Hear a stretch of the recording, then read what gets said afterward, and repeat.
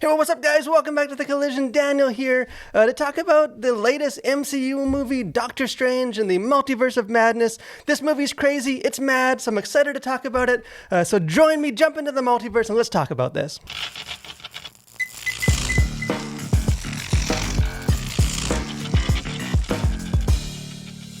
So like I said, this movie is a lot. There's a lot of stuff to talk about. There's a lot of crazy things going on. So let's just jump right into it, not waffle around too much. And this movie, it lives up to its title of Madness. This movie's crazy. Director Sam Raimi, who kind of has been out of the directing scene for a while, making his comeback, has very distinct style, and really it seems like he opened up the multiverse. He pulled ideas for movies from every possible MCU universe out there, and he crammed them into one movie that has a bunch of different tones, a million different ideas. At times, it really works. There's some really cool stuff going on. Oftentimes, it does not work, but I think at all times, there is definitely interesting stuff going on and things to talk about. I know with these movies, I don't want to, some of the details and stuff to get into spoilers. Maybe just sort of kind of approach it from more of like a broad brush, kind of some of the bigger things going on without maybe getting into like the nitty gritty of the story or the plot, and keep it fresh for those of you that watch this movie. The one thing that definitely jumps out almost from the very start of this movie is that this is a unique MCU movie. I'm on kind of record as, I feel like the promise that we always get that, Marvel movies, they're all different and it's a new take and it's a different kind of genre. That usually those promises fall flat and empty to me. For the most part, at least for me, these MCU movies feel kind of like essentially the same movie with, just the lightest coat of sort of, it's a spy thriller, but it's really just an MCU movie. And I don't even mean that as a criticism. If it ain't broke, don't fix it. I like the template. This is the first MCU movie that I can remember that actually lives up to that promise and feels very different from all the other MCU movies. This is very leans in hard to the horror genre. I think just some of like the necessity of being tied to the existing properties is really the only thing keeping this movie from just being a full-on horror movie, which I'm not a horror movie guy, so not necessarily aimed towards me, but it definitely does have a kind of a unique vibe. And I kind of think, and dare I bring up The Last Jedi, I know people have opinions on that movie. I don't think it'll maybe be as heated as that, but I do see that this movie might fall into sort of that territory as a movie that a lot of people really love because it's so different, and then you have a lot of people that just really don't like it because it just doesn't feel like it belongs in the same kind of universe and story. So I do think it might be kind of a divisive movie in that way, but I did appreciate that it felt different. Didn't feel like just MCU movie number 47 or however many of these movies we've had. And that's a good segue to the tone of this movie. Tonally, this movie is intense. It is quite intense, more than any other MCU movie, at least that I can think of. That this is not a movie for young viewers. I have 7-year-old twin boys. They've seen a lot of the MCU movies. They won't be seeing this one, at least not for a little while. It is because it's sort of the kind of the darker horror vibe or horror genre vibe of this. That this is I don't want to overstate how dark and stuff this is. It still is like a PG-13 Disney Marvel movie, but this is probably as close to like an R-rated MCU movie as we're likely to get. It definitely pushes the boundary, and it's sort of how dark and creepy and violent. And we'll kind of get into some of the violence later in this review. But this is a very intense movie. It's not. I want to say it's always interesting, but I don't know if it's always fun. There's not a whole lot of sort of the humor that you expect from a Marvel movie, or just sort of funny jokes and gags. There is some of those kind of sprinkled throughout, but for the most part, this is a pretty serious. Even if it gets kind of crazy and like zany, it's still the tone is still kind of dark and serious. There is some kind of more like darker humor, which is more kind of humorous, not like laugh out loud, this is a great fun time at the theater, but more just like, oh my goodness, this is so grotesque and crazy that it's amusing. Again, don't go in expecting this to be a real lighthearted, fun MCU movie. It's definitely more of like a darker, more intense kind of version of a superhero movie. I will say too, before we get into some of the other stuff in this movie, Christian audiences should be aware that this is a movie with lots of magic and witchcraft. If you've seen the first Doctor Strange movie, you expect that, but this movie it takes the dial and it ramps it right up to 11.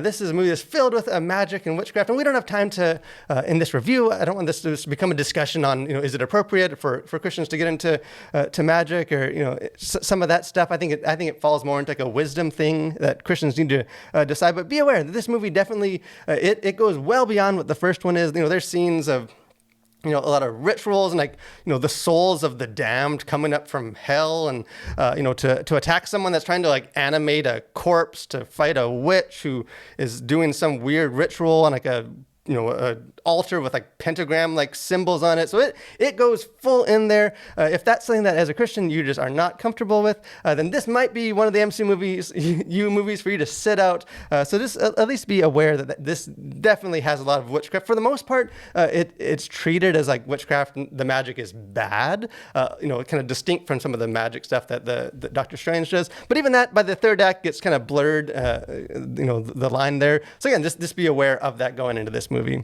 As far as this, the multiverse as a concept, it's kind of a mixed bag for me. I think in kind of the positive side is that you can do a lot of cool stuff with the multiverse, and this movie does do that. There's some really innovative, just almost catch you off guard, just how weird and wild some of these ideas are. Some of them really land. Some of them are this. I don't know if this is what I'm watching right now. There's one scene where characters kind of fall through in sequence the different universes in the multiverse, and some of them are animated, and some of them are just bizarre, and I think they're paint in one of them, and it's weird. It makes for a really cool visual. You can kind of play around with a bunch of throw out all the rules, kind of go into crazy places. So I think in that sense, it works in some ways. Kind of the flip side to the multiverse in general, and particularly I think with this movie, is that you lose a lot of the connection, the emotional connection. You lose some of the stakes. And I think this is kind of most clear. This movie introduces a group, the Illuminati. Again, they throw everything into this movie. You got the Illuminati. And it's sort of they're introduced in a very kind of juicy, glorious, there are all these sort of interesting takes on some familiar characters, some new characters, and all the characters are played by recognizable cameos from famous actors, and it's kind of this is kind of fun. Look at what we're getting. So in that sense, it's fun. But kind of the more that these characters are involved, the more you realize that you're not invested in these characters. There's a whole fight scene with this kind of group, the Illuminati, and I just found myself saying I don't care. Not just because I don't know these characters and not invested, but they aren't from the actual our universe. So if they die, I don't know, there's more of them in our universe. Maybe we'll meet those characters. And it sort of reduces a lot of what happens just to sort of empty spectacle of, the characters die. The characters we meet aren't really our characters. It's kind of a fun thought experiment of what happens out there in the multiverse and different versions. And you can kind of have some fun with that. But I think, especially near the end of this movie, sort of these non-our universe characters sort of just pull away from the story being told with the actual character, Doctor Strange, and some of the newcomers. That I found kind of my emotional investment in it just wasn't there for some of the multiverse. I don't know. I think that's just one of the downsides of the concept of a multiverse. But I think kind of it's fun. It's a fun ride, kind of roller coaster ride on it. Once you get off, you realize that it's just really not very consequential, and nothing that happened actually has any stakes in our universe. So I don't know. It didn't always land for me, even if there was some interesting stuff going on in it. As far as this content to consider kind of on the surface of this thing, sexuality, there's not a whole lot. There is one of the newcomer characters, a female, kind of young female that is sort of one of the MacGuffins, one of the plot points in this movie. She's an interesting character, America, I forget her last name, but so she's in this movie, and it's shown that kind of in a flashback that she has two moms, and it shows them kind of her story as a kid with the two moms, and kind of the same-sex couple is referenced kind of throughout the film and becomes sort of a mild subplot. So there is that, so be aware of that. Profanity, this is kind of a mild, or a handful of mild profanities. There's not an F-bomb or anything, but there is more, I guess, kind of the minor profanities than I would like in an MCU movie. But again, that's becoming more and more sort of the norm with this. And violence, this is easily, without question, probably the most violent MCU movie that has been made.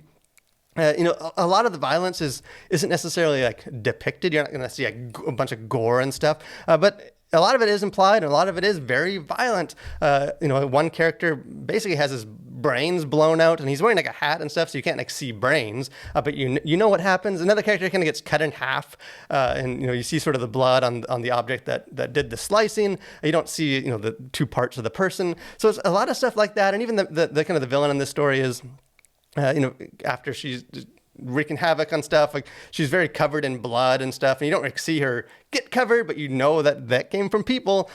So there is a lot of violence, probably more violent, kind of more intense, even if a lot of it's implied than you would expect in like the average MCU movie. As far as the sort of things going on in this movie, like I said, the multiverse concept to me, on like a narrative level, has a lot of shortcomings that I think just limits what you can do with it and limits my enjoyment of sort of this whole new wave of everything has to be about a multiverse. But that being said, the multiverse from like a thematic level is actually really interesting, because you can do a lot of interesting stuff with it. And that kind of the through line in this movie thematically, it's kind of a bookend question. You get the character asked it in one of the early scenes. You get the character asked it in the very end scene, which is just, are you happy? A simple question, but a probing question. And a lot of what this movie does is sort of the multiverse becomes kind of a metaphor for kind of seeing like, future lives, things that, what would I have been in a different life had I made a different choice, or had I not done what I did, or, if I didn't have this pain happen to me. And you see that really with all the characters. Doctor Strange is definitely dealing with that, some of the fallout from earlier MCU movies and the choices he made, and just sort of that question of where would my life have gone had I not made that choice? Had I done something differently? Would I be more happy? Would I be more content than I am now? Would I avoid some of the pain? And even more so with the villain in this movie, very much just sort of driven, kind of consumed by grief, by longing for a different life than she has. And they do some cool kind of visual stuff with that, where kind of a motif all throughout is just sort of using visuals to show like how fractured she is inside. Like a lot of blood will get kind of diagonal across her, or she'll look into a mirror that's fractured and see herself, and it kind of becomes a metaphor for where she is, that she's not content, she's not happy, she's grieving, and sort of what that leads her to do, kind of to long to have a different life, regardless of kind of a self-centered, regardless of how it hurts other people. She just needs to have this different life. And the film does do some interesting stuff, does unpack that, even if it is sort of a crazy, zany movie in some sense. I find that actually that theme is maybe deeper than you get in a lot of MCU movies. There is a lot to unpack with it, if you can kind of get through some of like the aesthetic of all the craziness happening. And there were a couple of kind of quotes and things that stood out to me. One of the characters, and one of the wise characters says, just because someone stumbles and loses their way doesn't mean they're lost forever. And this is sort of a film that looks at that, hey, life's hard. We all have regrets. We all have things maybe we wish we had done differently. And just because we all need to work through that.